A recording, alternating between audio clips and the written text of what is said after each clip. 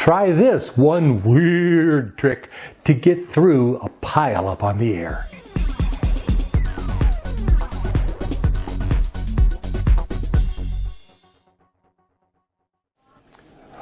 Most hams don't have antenna farms with tall towers, stacked monoband directional antennas, and full legal power amplifiers. Rather, most hams have stations like mine and probably yours. A 100-watt HF rig and a vertical antenna with no amplifiers. Now, there are a number of different ways to collect DX and other stations of interest like special event stations. Now, these recognize events of historical or local interest. Contact with them will usually come with at least a commemorative QSL card and quite often with a certificate suitable for framing.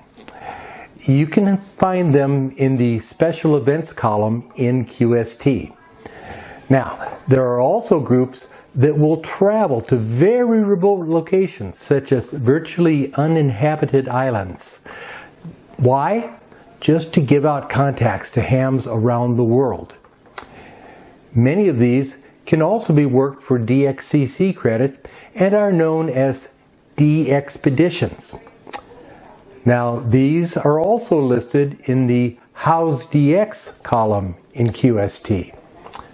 Now, by the way, QST is the monthly magazine of the American Radio Relay League, or the ARRL.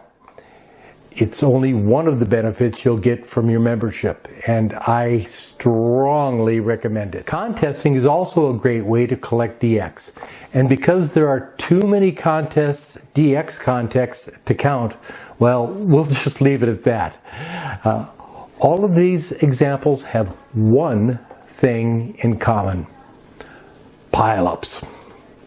Now, how is your station or my station going to break through the mess of stations, some with directional antennas on the tops of towers, most running full legal power? Now, here's the secret.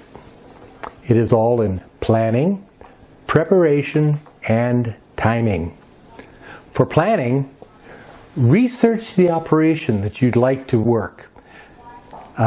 Some are working multiple bands. Make sure your plans include working them on every band you're capable of.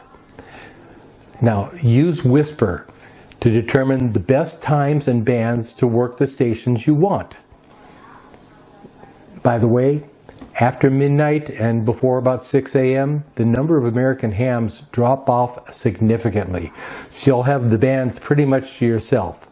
The flip side of this is that during the witching hours, many of the DX hams will point their antennas to where more signals are coming in. You'll have to see how it works for you. My secret? I've picked up my best DX around 3 or 4 in the morning. Make sure your station is the best it can be. Now, this might include installing some software that will let you prepare macros specifically for the contest or contact, controlling your rig through the computer, and working multiple modes. Personally, I recommend Ham Radio Deluxe. I don't get any funding or even a free subscription for mentioning them. I've just been a user for many years and enjoying it. I've included a link to the software page in the video description below. There are a lot of software packages out there. Some will cost you a bit, and there are quite a few that are free for use. Just be sure that you're familiar with whatever software you choose before the time of your contact. It's not a good time to apply a learning curve. Now, prepare your station.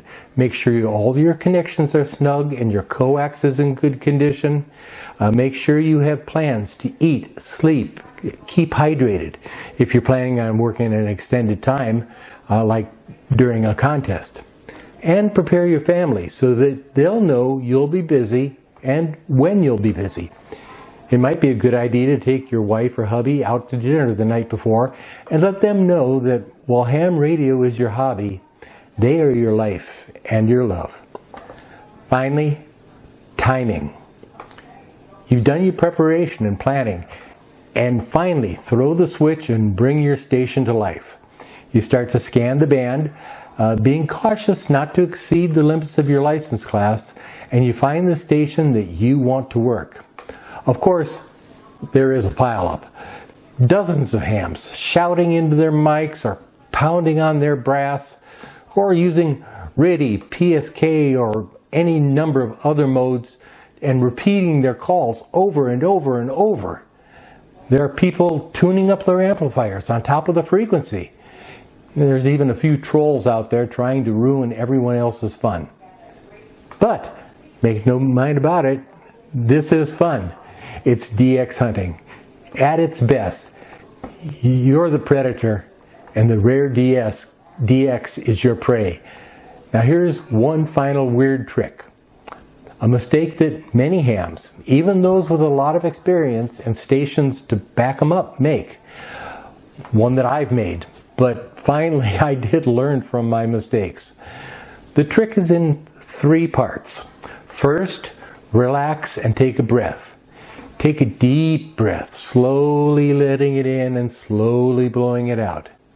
Now get yourself a cup of coffee or something else to drink.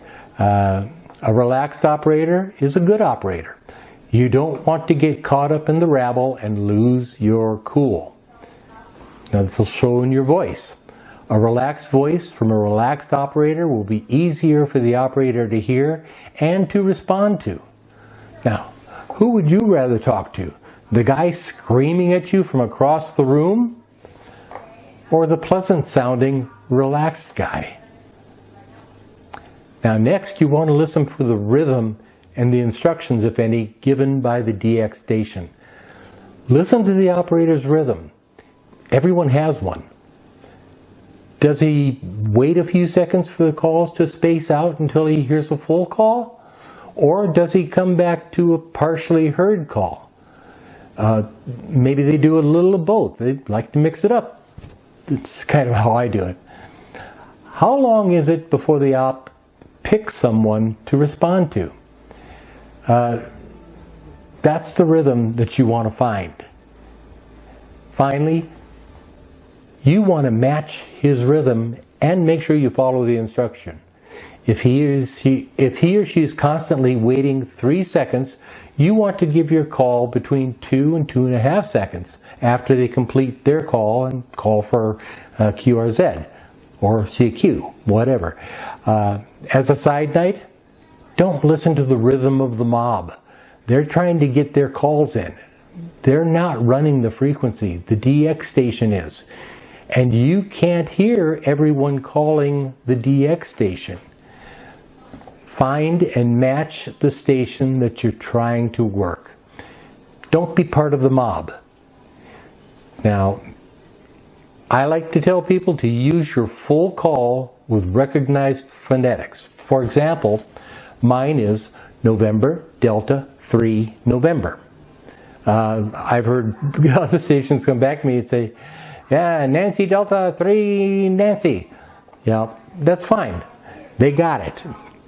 The DX station might give you some instructions such as 4 calls only or listening 5 up. Now, if they're asking for 4 calls, they're asking for people with a number 4 in their call.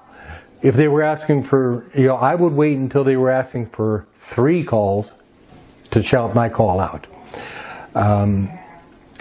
Now, if they're calling 4s and you're a 6, don't worry. They're going to work through the numbers and they're coming to you soon enough. Now, if the DX station is working split, meaning transmitting on one frequency but listening above or below the transmit frequency, well, you'll need to know how to set your radio to operate in split mode as well. You should refer to your owner's manual before you try to make the contact. That's part of the preparation stuff. Both breaking calls down by number and operating split are very, very effective ways to reduce what the DX station is hearing and spread out the mob so they can work more stations. Now, This is the method that I've been using for over 15 years, after being part of the mob for many years before. I've had a lot of success with it, and I hope that these tricks will lessen your frustration with pile-ups. And you might end up possibly looking forward to them. That's it for this week. I hope you found this interesting and that it helps you during your next pile-up. Please take a moment and like this video by clicking on the thumbs up button. Please subscribe by clicking on the red subscribe button, and you'll be able to see the other videos I've posted here. And ring the bell icon to be notified when I post a new video. And finally, please share this with any of your friends and family that might be interested in this kind of content. 7-3 for now. Elmer Tom, ND3N, and I'm out.